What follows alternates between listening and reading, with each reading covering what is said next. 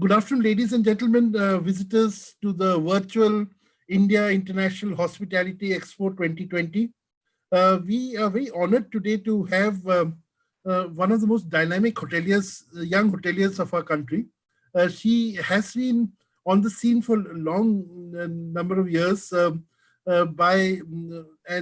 by virtue of her great ideas, I think she's produced and some of the biggest hotels in the country in terms of how different they are and how special they are. I think, we all talk about hotels in terms of rooms, in terms of keys, but I would rate the park hotels as, I would judge them by the design authenticity, by their closeness to a great design concept. And I think each hotel comes out with an individuality of its own.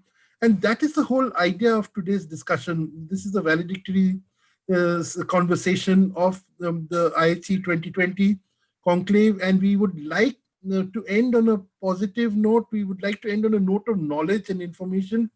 And therefore, there is a lot to learn from Priya Paul, the chairperson of the APJ Surendra Park Hotels, which, by the way, celebrated its 50th anniversary last year. So it's an established Indian hotel chain. And while talking about her hotel chain, she has added more numbers in the last few months, even as there's all talk of doom and gloom in the industry. But I think in the case of Park Hotels, it's not about numbers. It's about the ideas that drive the hotel. And that is what I find personally very exciting. I'm sure all my friends in the hotel industry also want to know a lot about what is the central vision that drives all this at the park. So without standing between Priya and you all who are very eager to listen to her, let me invite Ms. Priya Paul, Chairperson, APJ Surendra Park Hotels, to spend the next 15-20 minutes to set up the conversation. And then we'll have a chit chat for another 20-25 minutes. I'm sure I'm looking forward to a great session. I'm sure we'll learn a lot by the end of it. Thank you. Priya, the stage is yours. Thank you. Thank you, Sorish. Those are very kind words. And thank you for inviting me to address you all today. And it's really a pleasure to deliver this valedictory address to the India International Hospitality Expo on the occasion of. And I remember last year attending this, and it was a fantastic environment, full of lots of people, old friends, new friends, and wonderful exhibits. And I hope that sooner or later we're going to be back there together, celebrating the industry and learning from each other, which is why an expo such as this is so important for our industry. So Sorish is right. We are old but yet young. And the park actually is over 50 years old. Our first hotel started in 1967 in Calcutta, and the Park Kolkata. And it was followed by two other hotels, one in Visakhapatnam and one in New Delhi. And it's a long history, so I'm going to just encapsulate the key points for you now in the early stages. I joined the business when it was already 20 plus years old, and it was a small business with 3 hotels, a business that was an industry that no one really paid any importance to. The country's economy was really on a slow kind of spurt. It was the early late 80s, and I think as we all know, things really started changing only once the economic liberalization of 1991. So I joined as a young person, 22 years old, like many of you in the audience today. And, I had this whole kind of hospitality business to look at. I was put in charge, it's a family business. I was put in charge as a marketing manager at the Park New Delhi, which had just opened about 8-9 months before I started. And those were hard lessons in those days. And I think when I joined the business, and I say this often, the day I joined, our occupancy was, I think, 8 or 9 rooms. out of 224.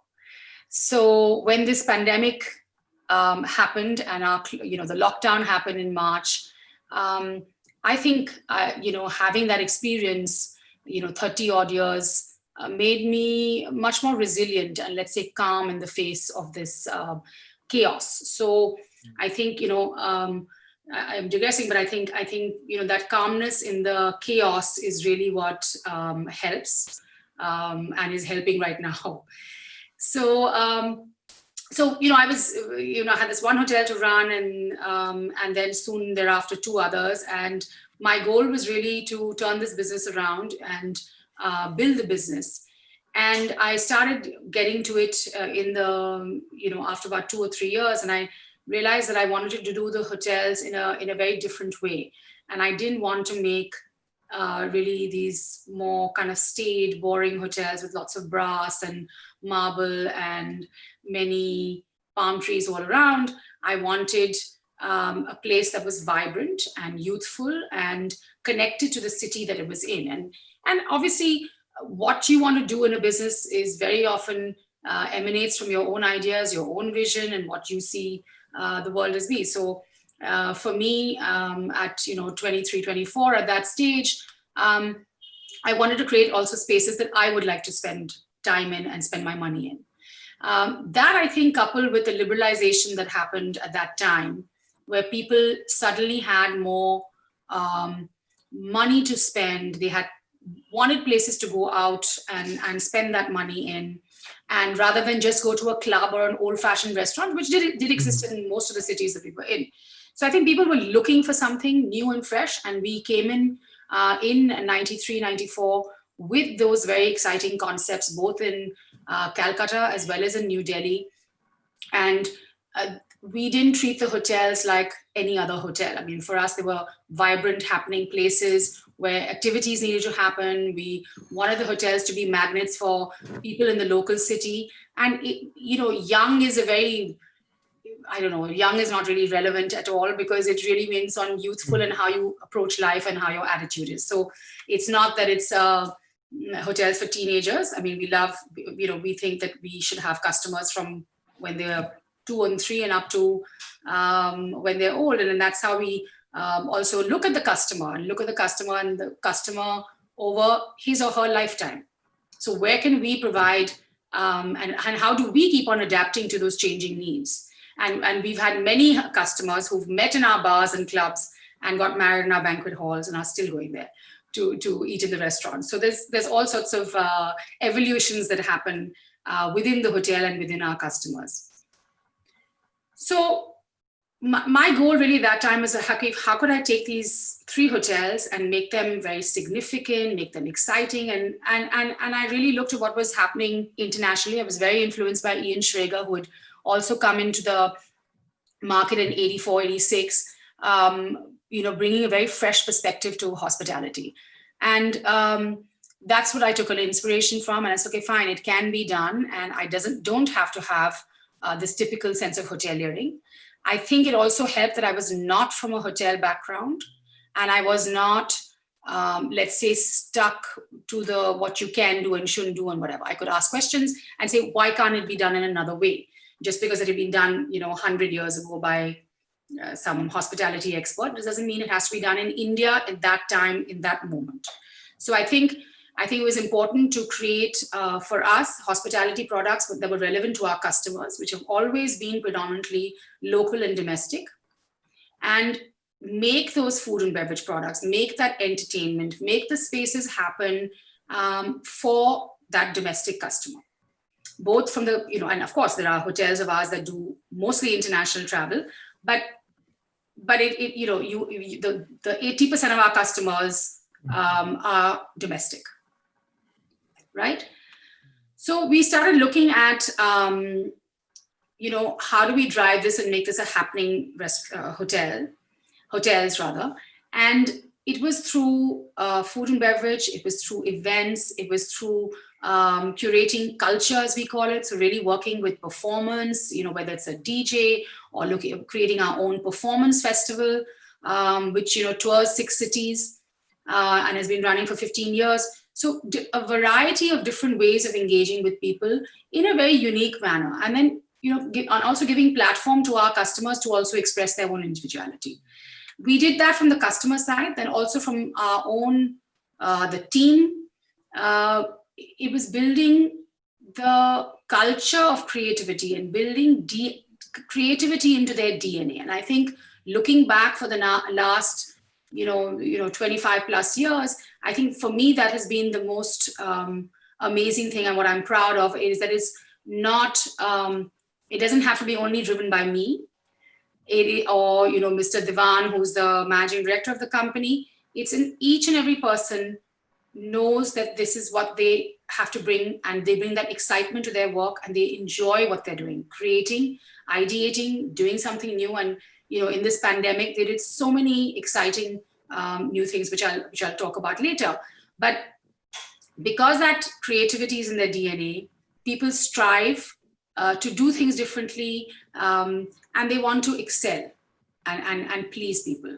And we also allow, from the 90s, we just as we want the properties to be individual and distinctive, we also feel that our team members should be allowed that. So whether in the when the Chennai hotel opened in the 2000, I think they had almost like an audition call for the type of people who would work in the bar, and they were encouraged to wear earrings and different hairstyles and tattoos and things like that, which at that time was very non-hotel kind of behavior.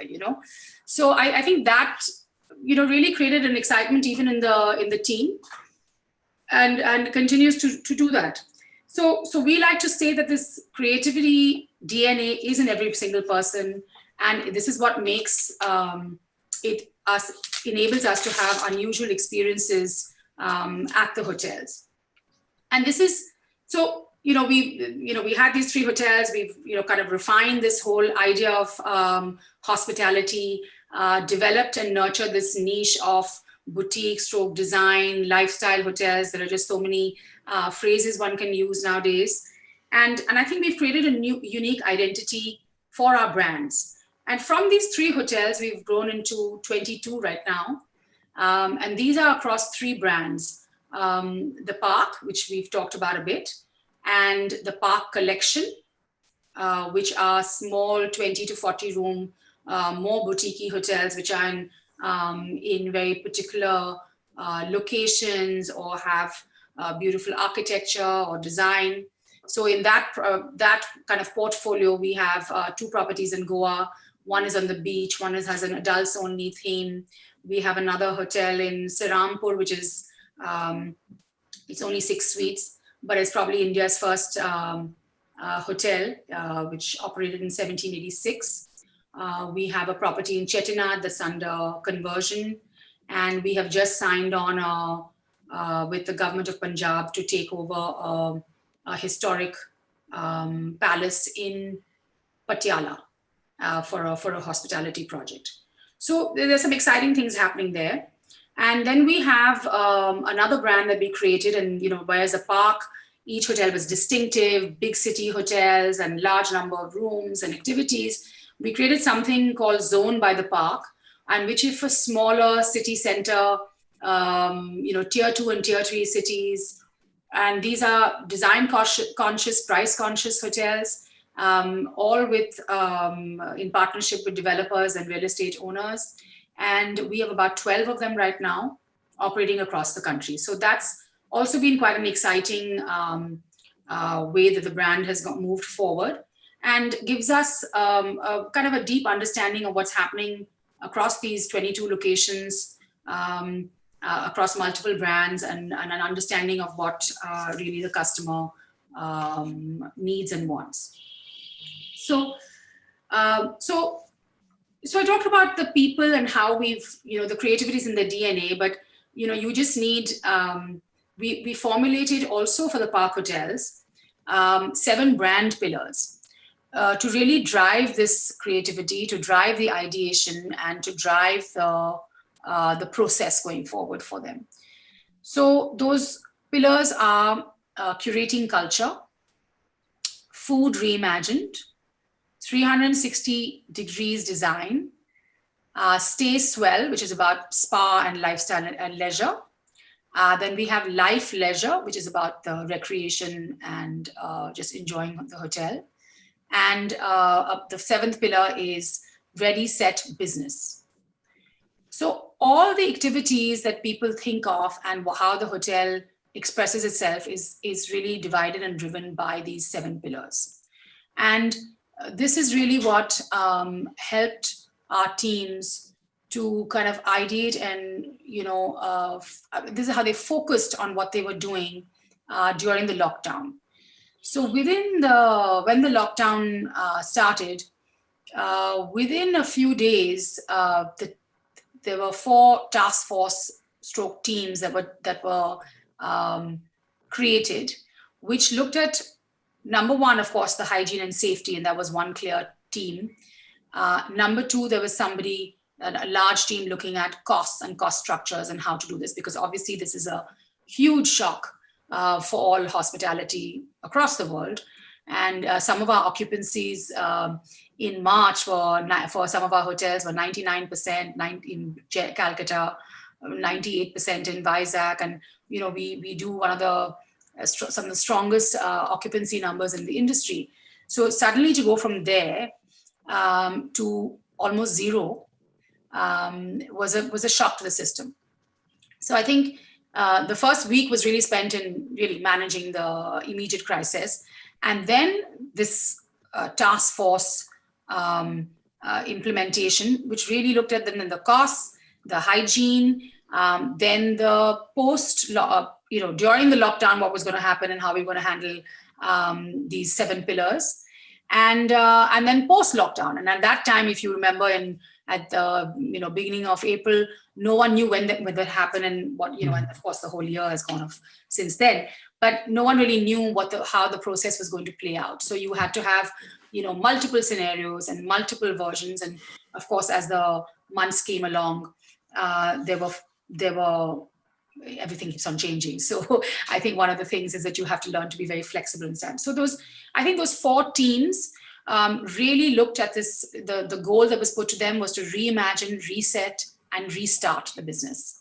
And so they really looked deep down and from everything from zero-based budgeting and the costing and from everything from inventories to HR. And I think looking at all the different touch points and all the different ways we were doing business, I think that internal process was really, really important during that time. And equally important, for a hospitality company, which is used to seeing large number of footfalls for local events, for restaurants and bars, and suddenly everything is silent. Our hotel in Calcutta has 4 bars and nightclubs, and there are customers who come to different spaces, 4 or 5 times a week. Or there are some that will always just go to someplace else and, go there 5 nights a week. Mm-hmm. So suddenly there was a lot of, I think, hand-holding that some of our managers had to do with the customers. And many unique things emanated from this. So, if your space is closed, how do you take your spaces out? So, of course, the food delivery thing is one story. And that's a story that I'm sure many people have talked about. I'm not going to talk about that. But I think one or two of the exciting things that the team did was actually taking our clubs and bars into your home. So we did someplace else nights, which still continue. We have Aqua, which is of course in most of our cities. I think we've done about 25 DJ sets of that. So that comes out every Sunday, and it's out on Mixcloud and Soundcloud and things like that. And it's great listening, and it gives you the best of music in your home. So creates that kind of engagement with the customer. So there are people who are having kind of watch parties with it and live, or keeping it on their playlist for listening in the future. So that was I think really how do you take your brand outside? So it's of course calling people, getting them to experience. And then as things started opening up, curating smaller dinners at their own homes, or sending bartenders across to do special evenings, and of course engaging with the food, because people were in some of the cities, they were really, really locked down, and sometimes hotels were the only places that they could get food from.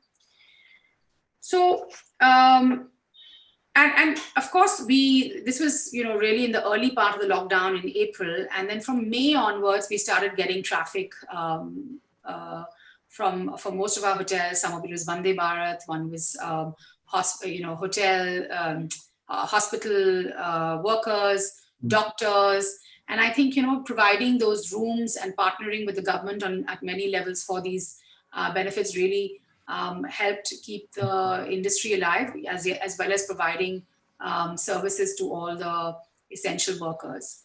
And two of our hotels actually stayed open all through, which was quite remarkable. One in Navi Mumbai, and didn't stop working from at all because they had stranded international passengers.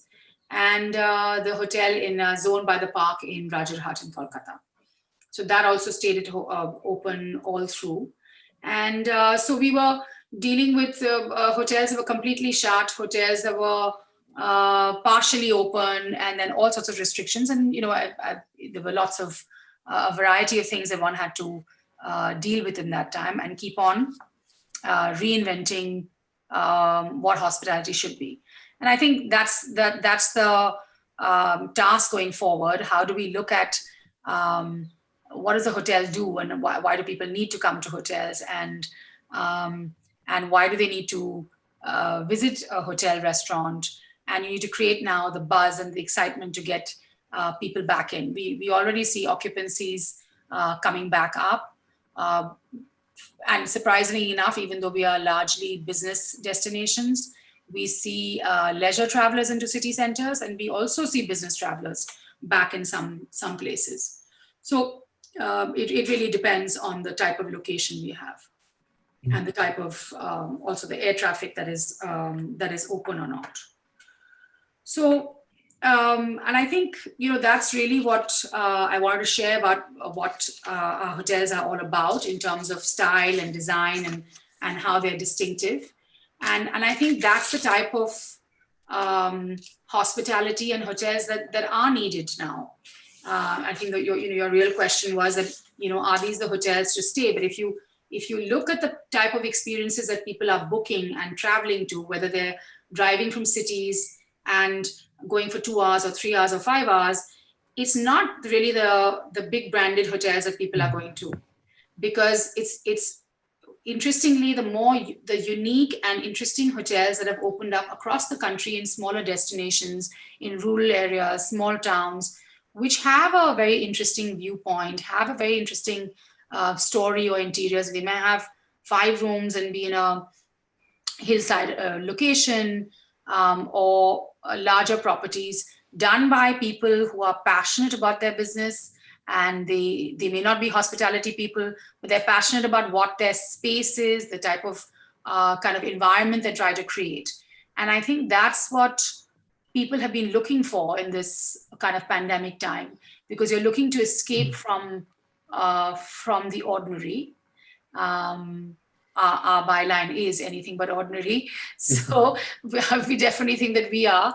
But I think it is those anything but ordinary hotels that are dotted around the country who have gained so much, and that's really the niche that has gained so much during this pandemic time, because I think they offer some very unique experiences, and that's what people want to celebrate now. Yeah. I think it's a great overview of what the park's journey has been in these at least in the last 30 years or the 50 years that we're talking about. It's significant that I remember I first went to a park hotel outside Delhi, surprisingly not in Kolkata but in Chennai. And I was stunned and struck by the way he had almost replicated a cinema world within the hotel. And each floor had a particular cinema theme. There was a story behind everything. So like, can you recall those days? And do you think there are enough hotels which are doing such original things? You talked about Ian Schrader. Now, Shaker was all about originality, about the iconoclasm actually within the set design formats of hotels in those days. But do you think our hotels have really moved out of the the cookie cutter approach, and are they going back to that? Because there's more comfort in that. No, I think hospitality design has also changed very fundamentally across the world and including in India. And even in India, the type of design you saw 10 years ago and what I see now, even from the some of the names I will not mention, it is very refreshing and good. So I mean what I'm saying. So 10 years ago it was somewhat mediocre. And even though sometimes people had big name designers, they didn't really push them to deliver the right products. So to go back to Chennai, and I think one of the key things is I have always believed that even though our hotels may look global, they have to be rooted into what the local vibe is. And so definitely for all our hotels, we take a very strong local. So before there's global, vocal, and everything else, it's been there on our vocabulary for a long time. So that's a very important part of the process. So why did I choose the cinema theme for the hotel in Chennai? It's where the famous studios, Gemini Studios, used to be. And when we bought this distressed asset, I didn't really know about it, and I actually collect film posters. So then I suddenly discovered that, okay, fine, this is the Gemini Films. Everyone calls it Gemini Studios at that time. All the documentation had it, and that whole flyover next to it is also called Gemini Flyover.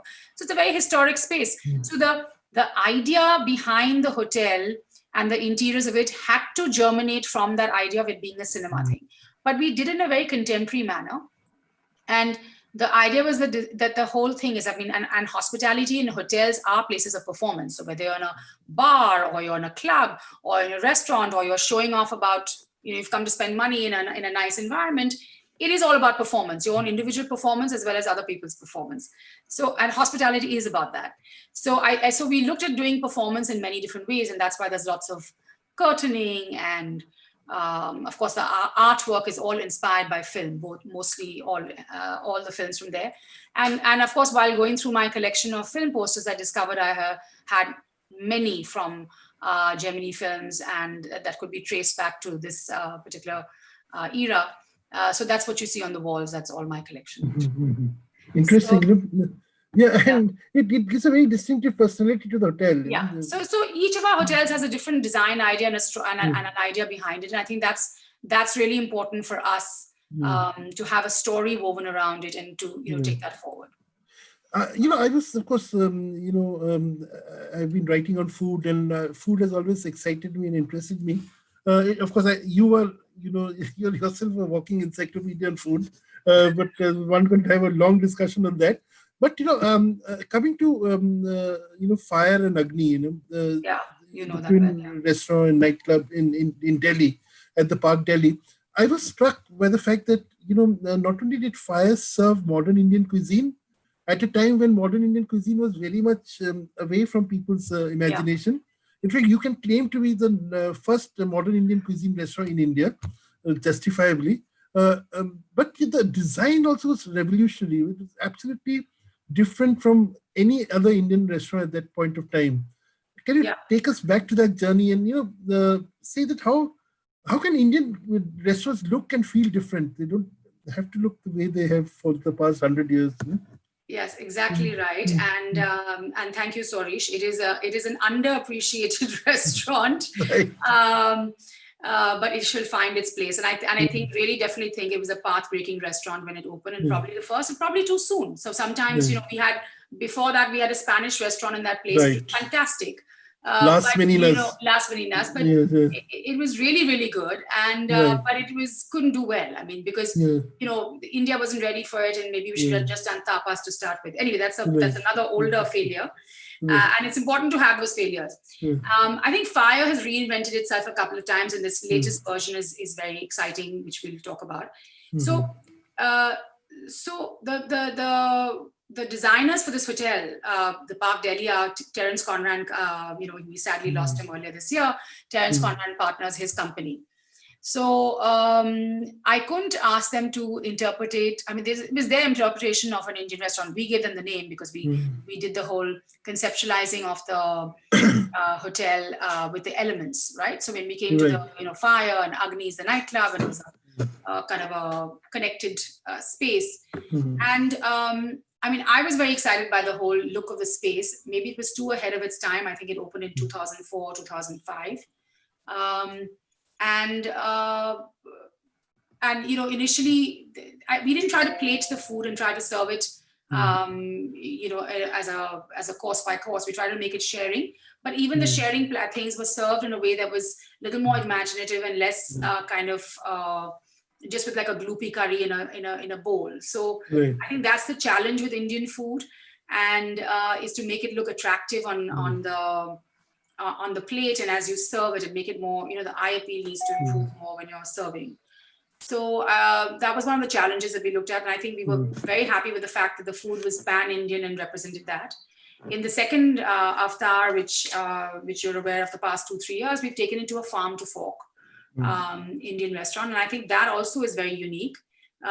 We were again a bit ahead of the curve, and which is great because now the whole farm to fork movement is happening very strongly in Bombay, not so much in Delhi as yet. And do you think the pandemic has also driven hotels to start thinking of farm to fork? I see a lot of chatter about it. And I think one of the issues that I have in the industry is that, okay, fine, it's okay for us to do this in one restaurant or 2 restaurants, but can we take this forward to the whole hotel? And that's the conversation we've been having even within our company, that is it possible to take this everywhere? Then you'll always have this big banquet issue, banquets when you do all those many caterings, and for many people, sometimes the costings don't work out for that. So that's right. So my goal is in the next few years will be more farm to fork, or more doing more sustainable sourcing, and I think that's really important. And you're absolutely right. In the pandemic, that conversation about where we're getting food, what is happening to it, and of course all the effects of climate change has become paramount in people's thinking. And I don't think it's going to go so fast from people's minds. Right. So which also brings me to the long-term impact of the pandemic. It's clear that it's not going to go away that soon. You're not optimistic? I mean, look at what's happening in America and Europe. They're sort of seeing a resurgence of the pandemic, which has affected air travel. In our own country, sometimes say in Delhi, just when 200 people were allowed for a banqueting event, it has now been reduced to 50. So there's lots of this, like policy, somersaults happening. Of course, for very valid reasons. Yeah, so it's not that they're just being done for the heck of it. So how long will this continue? What kind of creative solutions are there? I was quite happy to hear that you've signed up hotels for refurbishment and development in this time. Yeah. So tell us what should be the approach of the industry? What sort of attitude should they get to work every morning? So first of all, I think you have to be a little more optimistic than you're being, because the vaccine is within eyesight, supposedly. So I think whether from by all accounts, international as well as Indian, there are going to be some rollouts internationally from the middle of December, others in India from middle of January onwards, and a very healthy pipeline of not just the 3 that have already been announced, but other vaccines coming. So so I think it's visible that the change will happen sooner than later. And I think the moment that people see these signals, they also feel much more confident and much more easier. They know that the corner will be turned sometime during 2021. So do you say mid-March? Do you expect by mid-March, mid-April, the corner to be turned, or would you? No. It depends on which sector you're in. I mean, in the hospitality sector, it may be take longer. I mean, our hotels are already up to about 65% occupancy. with a lot of hard work. Right. And but the rates have to come up, and for it to be much more, kind of profitable enough to have a sustainable business. So right now, you're balancing just the vendors and the banks. So I think it's a bit of a situation of kind of surviving through these next next 6-8 months. So I think because the vaccine is in eyesight and visible, let's say very visible, you start seeing much more travel coming back. Obviously, I mean, there will be different requirements and everything else. It really depends on how the rollout is done in India itself, because we have 1.3 billion people approximately well, not all of them will need vaccination, but whatever. That could be the goal. So I see it much more positively. I mean, 4 months ago, we would have had a different story, but now you can see that during the course of the year, things will start, kind of inching up. And again, it depends on the industry that you're in. And also, I think you're also more prepared now for the worst. I think the worst is over, and I think the worst was so bad and so awful on multiple levels, for individuals and for businesses, and there are still many issues. And I understand from my colleagues there are hotels that are not able to open. People are rethinking their investments in the hospitality, and also because the whole banking system has to support the business much more. In fact, that brings me to the question: like, if you had do you have a wish list for the government, for the banking system?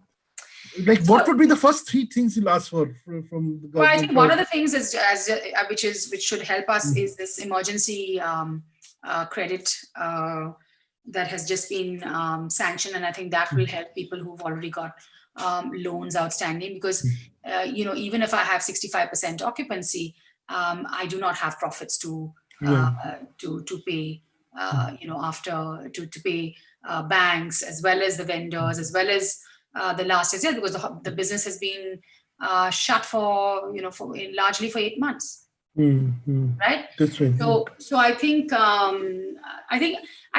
from the Hospitality Association of India and World Travel and Tourism Council, both that I've been actively involved in, we've been working with at all levels of governments, it's city levels, states, center, and all our members and people have been working to sensitize the government and to push. I think this year people have really understood what the hospitality industry and restaurant industry, the employment opportunity, the employment capabilities of that industry, and the pain of that. And I think that's it was always seen as an industry of, let's say, elitism, but it's not. The semi-skilled and entry-level worker that comes into hospitality and everything is they're the ones who are feeling the pain right now, and with 55 million people employed in the industry.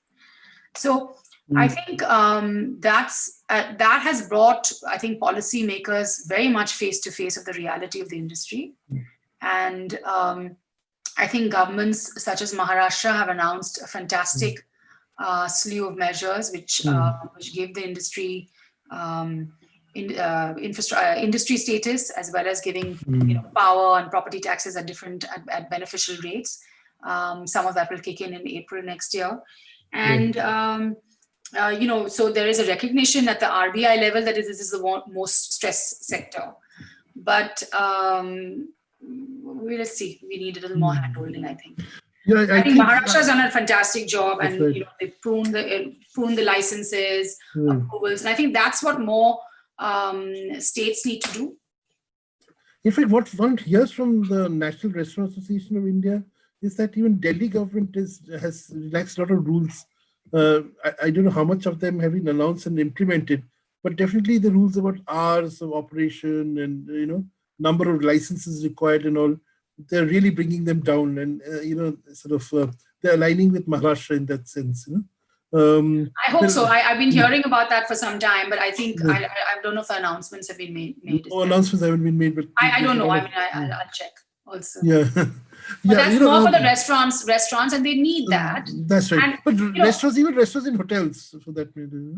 No, restaurants and hotels, we can run 24 hours if you want. We can get Yeah, license. okay, yeah. Yeah, we are much more flexible. This is, yeah, and in terms yeah. of licenses, is also you benefit. I mean, because Yeah, of if they these. reduce the like some 25, 30 permissions you need to get a Right, license. Yeah. that's right.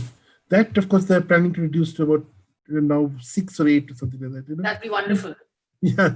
So there is, of course, I mean, of course, the government needs to move a little more proactively on the hospitality and I think the aviation sectors. But I do you see a situation where there'll be a lot of stressed assets in the country and a lot of hotels going out of business? And in that case, what happens? I mean, what happens to these assets? And also, I see clearly the F&B business is taking a big hit, even in hotels. Yes. A lot of hotels are operating without, say, one or two restaurants which were there earlier. Maybe three in some cases. So, what is your prognostication for the next 1 year or 2 years? What do you think will happen at a macro level? So I think this is if you're an investor, this is a great time to pick up distressed assets and coming into the market. And there are sadly a lot of hotels that are not going to be able to struggle through this. Not just because they have loans, but it's just your business is still very uncertain, right? So some people are not able to manage that. And after being shut for 6-8 months, to restart a business is sometimes very tough if you're a small operator. Then a lot of people have kind of the loans and other issues that have been outstanding. So I think by February or March, it'll be more clear about who's opening and who's not opening. I think the industry estimates are that 20% of the hotels will not open. Okay. That's a big hit. It's in a market which is anyway doesn't have enough rooms. Yeah, but okay, let's face it that occupancies and everything will also be ramping up slowly. So if no one's going to really feel it, it's going to be rates are going to be depressed, and so therefore rooms are going to be available at very attractive rates for people who want to travel. The other thing is the restaurants and hotels, and I think that's far trickier. And we've seen from our hotels, people are very happy to eat in any of our restaurants, particularly outdoors. Okay? So they're very happy to be outdoors in Aqua or anywhere else where we have outdoor spaces, because that gives the space and the breathing and everything else. So despite the pollution and everything else, everyone wants to be outside. But on the other hand, people are very happy to go into the bars and nightclubs. So we are thinking that it's a slightly different demographic, but people are very happy to go back and go, kind of clubbing and going to the bars and everything else. And so we've seen a resurgence of those numbers. And as you know, we're pretty strong on the bars and clubs in most of the cities. So that's been pretty good for us. That's right. In fact, and the trick is, and I guess until a vaccine comes, no matter how many filters we put into the air, and the air conditioning is pretty good in hotels, and all the filters are in there, but people don't feel there's a perceived kind of hygiene issue. Luckily, say the weather is good at this point of time. Exactly. And I just recently got to know that Aqua in Delhi, for instance, has a kebab festival on from December 11th. So you're doing a lot of these outdoor, you're doing a lot of these outdoor events. Maybe we should go together. Yeah, absolutely. And of course, I think they've tied up with the whiskey brand. But but I think there is no scope. I see a lot in these outdoor food and beverage events happening. 100%. I think, and that's because of the weather. So if if at least in Delhi you can have that facility of eating out till the end of April, and by that time, if the vaccine things happens, then I think we'll be able to. I think also people will regain confidence about coming back. It's really the confidence about going out. I mean, I know a lot of people have not left their homes, forget about going to a restaurant. Right. But delivery is big. I mean, I've had very few restaurant experiences, but I've had them.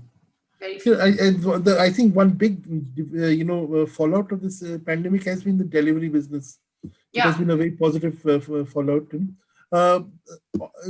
So, given all that, I think from what I gather from you is that though we talk a lot about doom and gloom right now, there's hope. I mean, there are a lot of hope, and very rightly so. And if you see at two levels, our conversation has been about hope and new ideas. Yeah. When we talk about design, we talk about when I heard about you opening these boutique hotels, in Goa, for instance, we have this only adult only hotel, Yeah, that only. so, and that is at 28 rooms or something, It's 28 rooms, yeah. yeah, So both and the Goa hotels opened in September and have been doing exceedingly well. that's right. Because they're in the right market, Mhm. the right size, so you don't feel, kind of intimidated that you're in a 500-room hotel sometimes. That's right. People. So they've got that demographic. I think there is a demographic which is gravitating around these hotels. Yeah. And you see, Goa is also easy accessible by a drive and everything else. I mean, I've also done flown there and come back, and it's been very safe. But you're right. And I think, design is not just, is of course the physical part and putting it together, but it's also designing experiences. Like we thought of doing this adults only hotel, and that's also design. I mean, and I think now safety and security and hygiene has become part of our design language. So I think going forward in the next few years, how do we integrate that into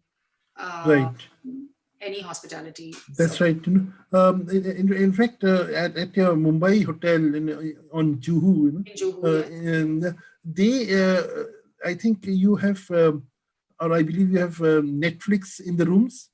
Is that one of the offerings you're making? That actually but it just reopened a few days. I think that's a little add-on facility. Okay, so but that again is something new and different. Sort of. I don't think hotels are talking about it, but I don't think they have implemented this. I mean, that's a good thing for them to give. Yeah. I think so. Thank you so much, Priya. There's so much to learn. I think you have shown that hotels can be different, and they survive just because they have a personality of their own. And you just don't go into her hotel and everything looks alike and everything looks so boring, and you don't feel that you've been there, done that. Any last thoughts, and then we'll conclude our discussion. No, I think that's very kind of you. I think that's something that's extremely important to me, to keep the brand fresh and to keep it relevant and to keep everyone, not just who works there, who visits, to feel excited by what they're seeing and doing. So I don't want people to walk in and feel, oh my God, I've seen this and done this before. I want people to feel excited and interested by what they're seeing and what they're experiencing. Great. I hope we'll be able to say this even when you turn 60, the brand turns 60. And there'll always be some newness to the park hotels. And every project that we do, we approach with a different newness and feelings. So I think that's good. Great. Thank you so much, Priya, and hope to see you soon at the next IHG 2021. And that, I hope, will be a physical experience completely. And we'll be able to regain lots of the numbers we had notched up last year. And I'm sure you will be a big part of our discussions and celebrations in 2021 as well.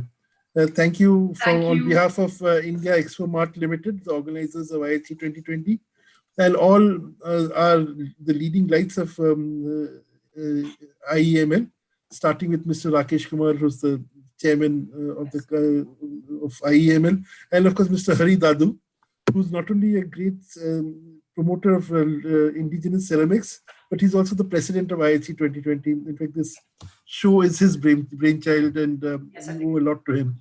So thank you, and hope to see you soon. Stay safe. Thanks, Harish. Wish you all the best. See you. Thank you. Thank you. Bye.